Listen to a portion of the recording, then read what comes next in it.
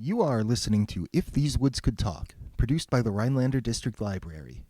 More information can be found at rhinelanderlibrary.org. I have perhaps never put myself in greater peril than when I visited the Michlig home to hear a ghost story that purportedly occurred within that very house. Hyperbole aside, I will first share some proven facts about this house and some facts that are accepted, if not verifiable, by physical evidence. This house on Oneida Avenue is among the earliest homes built in Rhinelander. It is said to have been built for a pastor of one denomination or another. Supposedly, it was built with leftover materials from the Cranberry Hill building, explaining the hardwood flooring that varies in width and shade from room to room. We know from available records that in 1913, the house belonged to Reverend Grant V. Clark and his wife, Florence. We know, too, that on the evening of Saturday, October 6, 1951, a car accident occurred at the corner where the house stands. A woman, the mother of Robert A. Kennedy, a circuit court judge in Forest and Florence Counties, was killed in the accident, her vehicle coming to rest, it is said, against a tree in that very yard.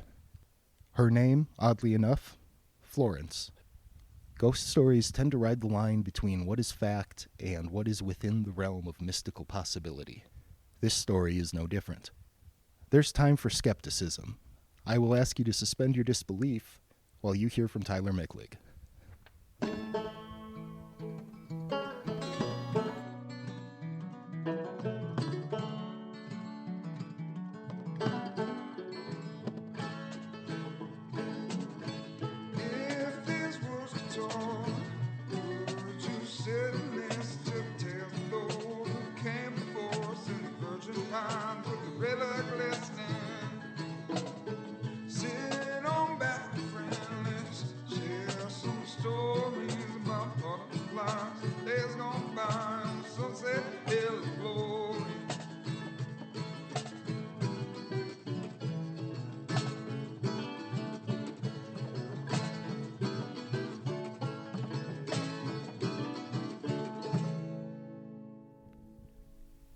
My name is Tyler Michlig. I grew up in Rhinelander, Wisconsin, and my parents' home was constructed in 1893 for the local pastor using spare wood from actually a much larger house nearby.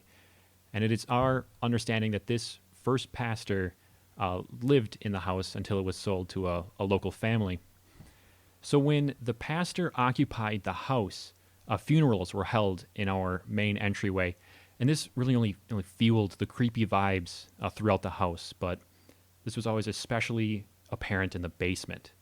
So when my parents first moved in, the basement was completely unfinished and had like a very dungeony or a crypt feeling about it. And the basement really looks like it should be a perfect rectangle, but it isn't.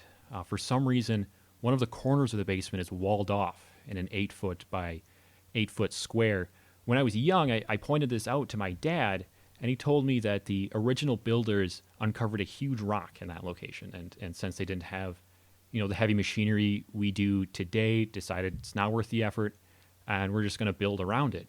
I'm not entirely sure, where my dad got that information or why he thinks that or why he even told it to me. And this could be true, but my friends often claim that behind the walls is actually the body of the pastor who originally lived in the house. Another odd fact about our basement was the door, and my mom loves the doors. You could almost say that she adores them. She's constantly reminding us that they're original, which makes them over 100 years old. She refuses to replace any of them or the door handles, even though some of them have just stopped working altogether. But the door to the basement always seemed particularly odd. It came with a deadbolt lock, but on the first floor side, which means the lock was installed to keep someone or something in the basement. There's no other entrances in our basement, save a very small window, so there's no rational explanation as to why a lock would be necessary, but raises the question, who installed that deadbolt and what were they trying to keep in the basement? So in 2014, I came back from college for winter break. One night, I went to sleep in my childhood bed and was awoken by what I could swear was someone saying my name. So I woke up a little bit freaked out, told myself it was all a dream, and tried to just go back to sleep, but I just couldn't shake an uneasy feeling. When I finally opened my eyes, I saw what I can describe as a lime green figure standing at the edge of my bed. The figure was a man with sunken eyes and just staring at me. It had no other really discernible features other than that glowing green skin. So at this moment, I quickly learned that my flight, fight, or freeze response is freeze. I couldn't move or look away from this figure standing at the end of my bed. The figure leaned forward towards me. I could feel it, set a hand on my leg as it continues to climb up into bed with me. And at this point is when the figure begins speaking. In a voice that sounded something like someone attempting to mimic a creepy old-timey voice, I heard the apparition whisper, "Our Father, who art in heaven."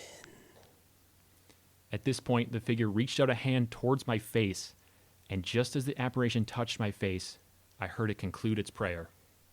"Hallowed be thy name." So the figure's hand didn't touch my face. It seemed to go through me. Like I could feel a burst of cold air hit my face just as the figure's hand did. And as quickly as it appeared, the figure was gone. I was left alone in my bedroom, confused and terrified. It took a couple minutes. I was able to calm myself down and remind myself that ghosts aren't real. I mean, yeah, that looked and felt real, but it had to be a dream. It's sleep paralysis. That has to be it, right?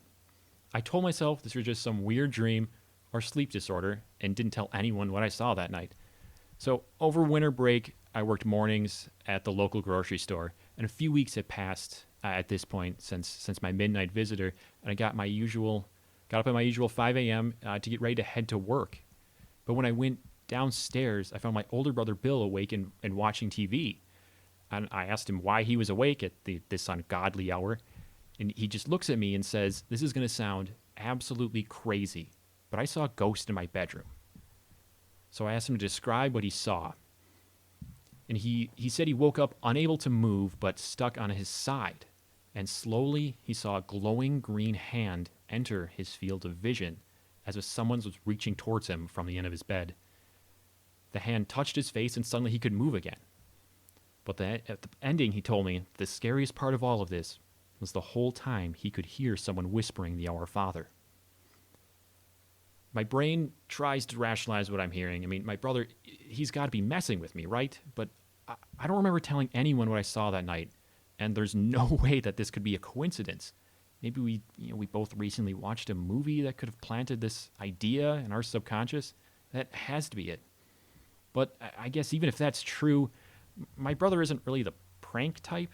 Anyone who's ever played poker with him can tell you he was born without the ability to lie. Pulling a prank or a joke like this would just be so out of character for him. And he looked absolutely terrified, sitting alone in the living room with all of our lights on and the TV playing at 5 a.m. So at that point, I just walked away with him, not really saying anything. It's kind of hard to describe how I felt, but I knew, at least for that morning, I had to leave that house as quickly as I could.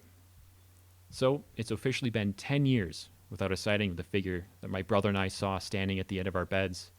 Was it all some crazy coincidence, or were we visited by the spirit of the house's original owner, whose body still rests in the corner of our basement? Thanks, Tyler, for sharing that story. Make of it what you will, listener. As a final note, though, in addition to the tale you just heard, other reports of odd happenings include a hovering orb, a candle lighting itself, and an account of a time slip. Thanks for listening to If These Woods Could Talk, a production of Rhinelander District Library and part of the WXPR Community Podcast Project, an initiative to amplify community voices. For more community podcasts or for podcasts produced by WXPR, go to WXPR.org and look for a Podcasts tab. Or just search for WXPR Public Radio anywhere you get podcasts. Also a special thanks to the Old Pine Road Band for the musical theme. To learn how you can record your own story of the Northwoods, or to suggest a topic or storyteller, contact the library or check out the website at rhinelanderlibrary.org.